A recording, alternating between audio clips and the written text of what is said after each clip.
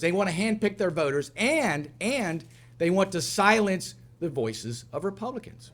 This is an attack on democracy, and our hand's been forced here. This was not our choice to be here. Republicans and Democrats give opposing takes as state lawmakers return to Richmond Monday. The goal for Democrats, who control both chambers, is to be able to redraw Virginia's congressional maps. The current process, a bipartisan commission, was approved by voters in a 2020 constitutional amendment. And if we were not to take this action right now, then we would be pulling an option from the voters. To allow changes to that process means lawmakers have to approve a resolution before next week's election, then doing it again in January during the regular session, and give voters the final say in a referendum, likely a special election in the spring.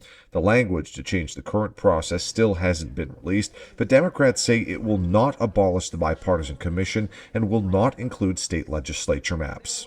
This is to create, again, not a mandate, but an option in the interim, in between those decennial redistrictings, to do something when there's an extraordinary circumstance. That circumstance started earlier this year when President Donald Trump told Republican-led states to redraw maps to give Republicans a better chance to keep the House in next year's midterms. Several have, and Democratic-led states have started to respond.